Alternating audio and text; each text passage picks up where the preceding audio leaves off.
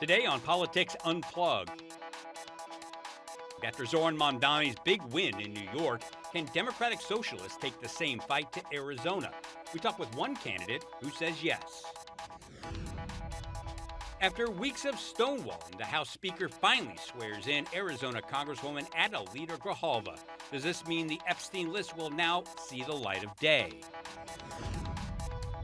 Meanwhile, the GOP is walking a fine line. They ended the government shutdown, but will their own voters revolt if they don't extend the Obamacare tax credits? Our panel sounds off now on Politics Unplugged. And good evening, I'm political editor Dennis Welch. This is Politics Unplugged, and for years being labeled a socialist has been the political kiss of death in American politics, but that might be changing. Zoran Mamdani won the New York City's mayor's race as a self-described Democratic Socialist, and now a candidate for the Tempe City Council wants to follow in his footsteps. His name is Bobby Nichols, and he joins us right now. Thank you very much for being here today. Let's start with some of the basic questions. Democratic Socialist, a lot of people, again, it's kind of a pejorative in politics. It has been for a long time. What exactly does that mean? What's the difference between a Democratic Socialist and a regular Democrat?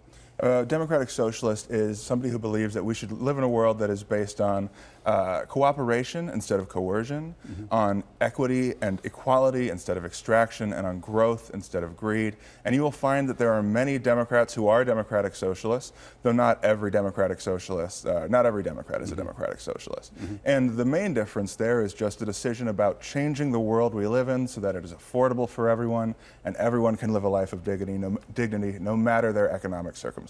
And so how does that translate into the kinds of policies that you would be pushing for as a city councilman in Tempe? Well, it looks a lot like focusing on affordability and focusing on accessibility. There are people in Tempe who don't have the same economic circumstances that I grew up with, that many others grew up with, but they still deserve to be able to take their kids to school, feed their families a good lunch, and live in housing that is dignified and beautiful and accessible for everybody. Anything specific that you're running on right now toward that affordability, particularly housing? We get a lot of emails, a lot of questions about housing. People are very worried, particularly younger people, worried about the chance that they may or may not ever get a chance to really own a home. Anything particular that you are proposing? Well, I feel that pain very specifically. I'm a young professional, I'm an attorney, and at this rate I will never be able to own a home in the city of Tempe, my hometown where I grew up.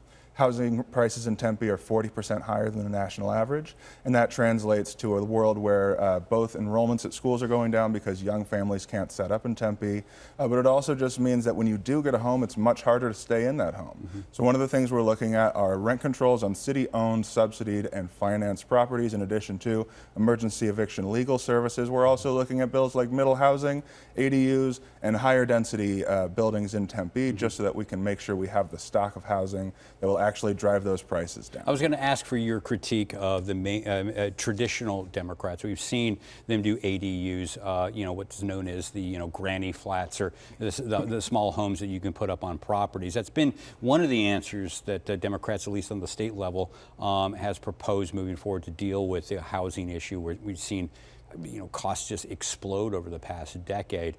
However, we've also looked at numbers and show that that doesn't really do anything for the cost of housing. What would you specifically do to address that housing cost? Or would you be looking at, for example, trying to limit the amount of houses corporations or hedge funds could buy up, and is that doable? Absolutely. So we're looking at vacancy taxes, and when we talk about middle housing and ADUs, what we're specifically thinking about there is changing the culture around building housing and finding ways to put sub-market rate housing in Tempe specifically. We have a landlocked area, so we can't just keep building out and out and out. But what we do want to do is make sure that the housing we build has an affordability aspect to it. So that means that when people are signing their agreements with the city, either because they're building city land or they're looking to get votes from the city, we want to see that they are committing to putting a certain percentage of housing units as sub-market rate and selling those for less than the going prices. Yeah, and we have seen that. I think I saw a stat recently. Around 14% of the housing stock in Arizona is owned by medium, large, mega, like hedge funds, investors, as it were, out there. That translates to about 450,000 homes in Arizona. For Tempe, I mean, how could you stop a mega, like just investors, hedge funds from coming in and buying up the housing stock? Because they've got a right to buy up property in America. Well, one of the ways that I've looked into doing that is based on a public housing program that involves social housing. We want to expand the city's ownership of its own units of publicly owned housing so that we can impose or have lower prices on those specifically, which can then be rent controlled down the line and could be offered to regular people rather than having to be bought up by corporations. So the city buying up homes? The city already has the ability to buy homes through an affiliate organization that has been established. It would be funding that organization to a greater capacity and giving it the ability to purchase, build and buy units of public affordable housing. Well, and that gets back to this where we started the conversation. I mean, some people are going to hear that and they're going to be like, there we go, that sounds a lot like socialism, where the government is getting involved in so many areas of that. What's your retort to that? I would say that in this case, socialism is going to work for people. And this is work to address the housing crises around the world. You look at cities like Austria, which is not a socialist city, or Vienna, Austria, I should say, and they have 60% of their people living in public housing, and those housing units are beautiful, they're surrounded by green spaces, they're incredible, and there is a model that we are using in order to address both the homelessness crisis by having public housing, which can then be used as permanent supportive housing, and also to bring down prices by building out a number of housing units that are necessary to have to bring those prices down. And obviously you're not trying to hide the fact that you're a Democrat, so you seem like you're very proud of that fact. When you're out on the campaign trail, what are some of the questions you get or some of the misnomers you hear that people come up to you and ask you about being a Democratic Socialist? Oftentimes, the main one is people will say, well, how are you going to pay for this? And then they'll also say, well, you're a communist, and then immediately the conversation ends. I would like to make it very clear that wanting people to have housing that they can afford, groceries that they can afford, transportation that they can afford, that doesn't make me a communist. The main way that I address the how you're going to pay for this cost or question is by saying we're going to increase transaction privilege taxes by 2% on Airbnbs and on corporate development. Those things specifically, in addition to some private transportation companies and shipping companies, you can add about $40 million to the city's annual budget, which will then translate to a funding program that will allow us to build out more public transit, public housing, and city childcare as well. And when people walk away from a conversation like that, you said a lot of those conversations end when they accuse you of being a communist. Do any of these conversations end with like people like changing their mind, like, oh, I didn't understand that. Maybe, thanks for the information. Maybe I have a better appreciation for what you stand for. Absolutely. Yeah. I mean, that's been really encouraging, honestly. And I think part of that's just being approachable. Going up to someone and saying, like, I understand that the economy doesn't work for you right now. And the way that I want to fix it is by turning our public resources towards the public good, rather than allowing private capital to accumulate and accumulate and accumulate, like you were saying about the housing crisis. How do you figure that you're going to be just a city council member? You're just one vote on the council. How do you figure you can build consensus? Do you think there are people on the council that you can work with to get this done? Because this is going to cost money. This is going to cost some votes that are going to be politically risky votes if you're going to be increasing taxes or costs in the city.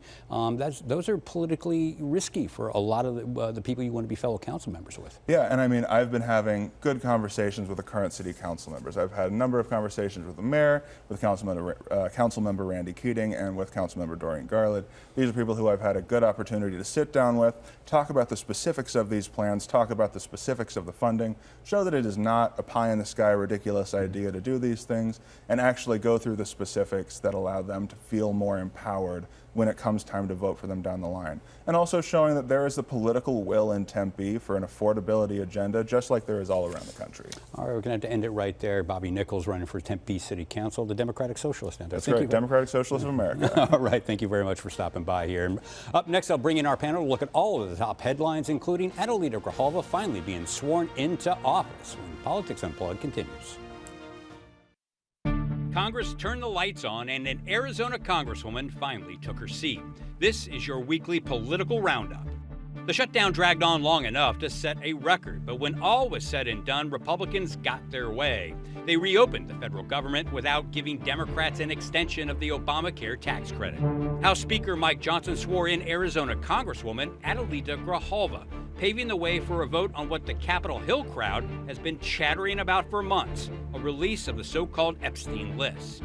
Speaking of the convicted sex trafficker, the plot is thickening. Democrats dropped a new batch of emails where the disgraced financier, Jeffrey Epstein, alleged the president, quote, knew about the girls.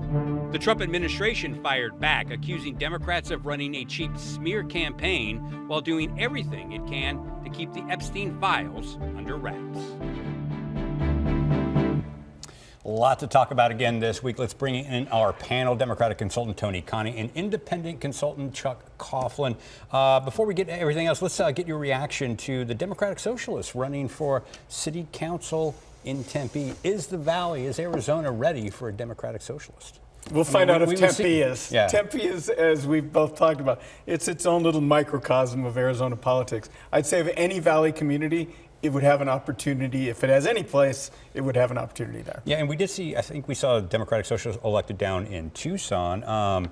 What explains, like we saw Mamdani in New York win the mayor's race. We saw another mayoral candidate, I believe just today on Friday when we're shooting, was called the winner in Seattle. She's a Democratic Socialist. What explains these wins? I think it comes down to the fact that there's a younger generation of Americans that genuinely believe that they will never be able to buy a home, that the opportunity that their parents had and their grandparents had is not being presented to them, with this huge disparity between the amount of money that the wealthiest corporations get and what people get.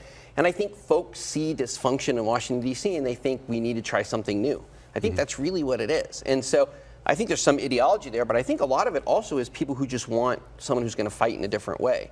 Whether or not that works in city council elections or other elections, we'll see in Arizona, but I think that's the crux of it. Yeah, and affordability is really going to be like kind of the issue of this midterm election. I mean, you're looking at all this. I mean, this is bleeding into every race. It's bad up and down the ballot. Yeah, it's bad on ball. I mean, that's where the electorate's frustrated right now. You got gas prices up. You got people who can't afford a house anymore. Yeah. You got grocery prices going through the roof. The economy seems to be, there's a question on unemployment. Is it really 4% or is it much higher than that? There's all kinds of anxiety within the electorate. You got the dot-com bubble, the AI bubble happening. You know, the market's way down today, you know, recently. And so it's all kinds of anxiety happening in the marketplace. All right, let's talk a little bit, move over to the Capitol Hill. Adelita Grijalva, after weeks of stonewalling there, finally gets sworn into office. Reaction to what happened there? What a waste of time. He just sworn her in. It's just a huge waste of time for Mike Johnson. One thing is, if you haven't watched, you saw the beginning of that video. Go watch the whole video of their interaction when she was being sworn in. It was amusing because she was clearly quite annoyed with him. You know, it doesn't make any sense that he waited this long. All it did was elevate the Epstein drama in a way that then he was being asked about it on every television show. And the people in Southern Arizona didn't have, you know, an office that they can go to for the things that you go to a congressperson for that isn't political. When you're having a challenge navigating the federal government, these types of things, this constituency work.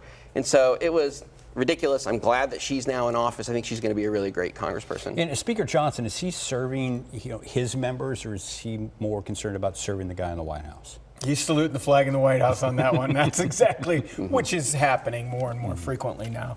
And he, you know, that's why he didn't want her to be part of the show. I happen to agree with Tony. If he'd done it before this, you wouldn't have had this explosion of news happening that we're now going to talk about over the last few days. You could have bled that out over time. And again, you know, it did raise the profile, if it could anymore, on the Epstein list. Grijalva had committed to being the 218th vote for a discharge petition. It looks like that vote is going to be happening here, if not this week, the following week. Your thoughts on that? Right? That there looks like a big defection on Republicans going to be crossing the aisle to join Republicans to release that petition, even though the White House has done everything it could to stop that vote from happening. Yeah, I mean, I think that they built this up to such an extent with their base that now they're seeing that Trump is like panicking, and he clearly doesn't want this out for whatever the reason is. And I think that Republican members of Congress are looking at the base and saying, wait a minute, I think this is going to happen. We want to be on the right side of it. And so, you know, we'll see what's in these emails. But already the way that the president has been reacting shows that he's really afraid. You know, it's a hoax. Yeah. It's not real, but it's about Democrats, right? So it's just, you know, we'll see. And either way, like, I think the people that are mentioned in there, if it is, you know, if there's salacious stuff in there from whether you're a Democrat or a Republican, I think people are going to be held accountable. Yeah. And so, you know, and Democrats I talk to, Democrats are in there. We're not going to defend Democrats for this. And so it's weird to see Republicans view this from a partisan lens, in my opinion. And it's also important to remember in the whole Epstein thing, there was a lot of victims. I mean, we're talking about the politics of this whole thing, but there were real life victims that were victimized by Jeffrey Epstein. But we're talking about the politics of this, and there could be real world political fallout here in the Arizona race. Andy Biggs has signaled that he is willing to vote to move this, to release those Epstein files. This would put him at odds with President Donald Trump, who has endorsed him for governor in the Republican primary, one of two candidates that he's endorsed in that race. We've seen how important that endorsement is. Is Biggs at risk of maybe losing that endorsement over this? No, I don't think so at all. I think all of these candidates see this for what it is that it's information, particularly that the MAGA right and the conspiracy theorists want out on the table, and there's no reason not to have it on the table. I mean, the Attorney General herself said, "Oh, it's on my desk," months ago, and so it's expected. And anything to stop it is perceived as a cover-up, and Mr. Biggs is not going to participate in that because that's part of his constituency. And so he's participating in that anymore. He did it a little bit, but now he's moved on. When he's on the record, it's now coming out. So is this an issue that could really affect Donald Trump moving forward? I mean, we've seen for 10 years the guy is Teflon. Does he become Velcro all of a sudden? Well, I think it calls into question some things for people who have believed in him and thought he would release this from day one. But I mean, when it comes to Teflon, I mean, if you look at on all the big indicators, his approvals have dropped by like 20, 30, 40% since he took office. And so I don't know how Teflon he is. I mean, I think that it's wild that he is doing the ballroom stuff and he's painting, gold leaf letters in the White House while people are fighting over SNAP benefits. It seems that he's really out of touch right now. And I do think that Republicans on the base are feeling it, whether or not they would say it out loud or not. All right, let's take a break right now. But when we come back, the government shutdown ends without an agreement on health care subsidies. So what's next when Politics Unplugged continues? And to get more in-depth on the issues, check out the Politics Unplugged podcast. This week, I'm joined by Arizona Republic reporter Stacey Barchinger. The Politics Unplugged podcast drops every Sunday evening wherever you get your podcasts. And let's bring the panel back. Thanks for sticking around.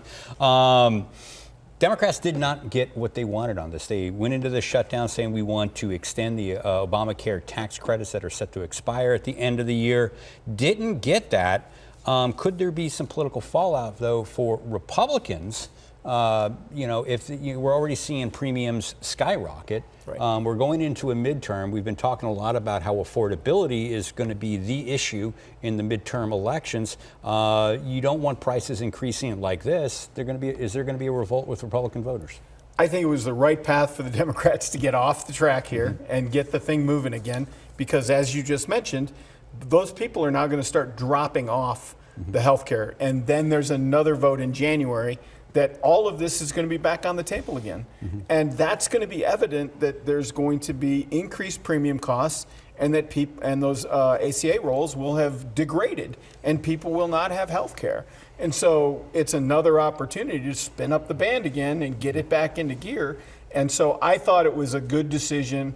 Holidays, Thanksgiving, air traffic controllers, SNAP benefits, they've got all of those funded now through next September, and they can move on to this next discussion. And I think that healthcare issue is all there and all ready to be brought back again. And let's talk a little bit about this. 2/3 of ACA recipients here in Arizona live in Republican-controlled districts. Do you think next month Republicans are going to scramble and get a deal done to extend those tax credits, or do you think they're going to be looking at alternatives? We've seen some reporting that would suggest Republicans have other things on their mind other than the ACA extension. I think they're too dug in on this topic, and I don't think that they will cave. I also think that you're seeing cracks where, don't forget when it came to SNAP benefits, for example, the last budget defunded a bunch of that anyway before all this. And so I think that Republicans are going to be held accountable in races about this. And you might see a pivot where they're going to just start to more aggressively attack the Affordable Care Act as a way to try and, take away some of the the problem. You know, I do think that's an issue. I think this really hurt Republicans. I think it's going to keep hurting Republicans. The question about the way that that it ended is whether or not Democrats who are very concerned about whether or not their senators are fighting for them will agree with Chuck. And that is an important thing, because Democratic enthusiasm being as high as it was in those last elections was a big part of the reason why we won. And there is this overarching feeling that some Democrats have that the Washington, D.C. specific folks aren't fighting. And, you know, and you do have two fighters in Arizona, in Mark Kelly and Ruben Gallego, who have certainly not presented themselves as very liberal. Their read of this was there had to be a longer fight. But I do agree with your assessment. And that turnout question becomes a critical item, because in the last presidential cycle, you know, we were forecasting a +4 Republican primary. It was a +9. And we know in off-cycle elections, Republican participation always goes up. So you're looking at a double-digit participation advantage. And so Tony's right. You got to keep your base motivated.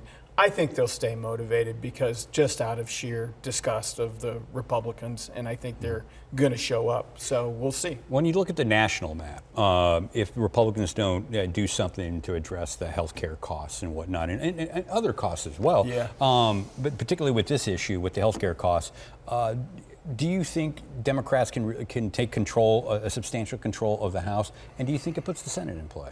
I don't think it puts the Senate in play. I think we're all trying to calculate all the redistricting that's going on and what's happening there. I think it's going to be quite the battle.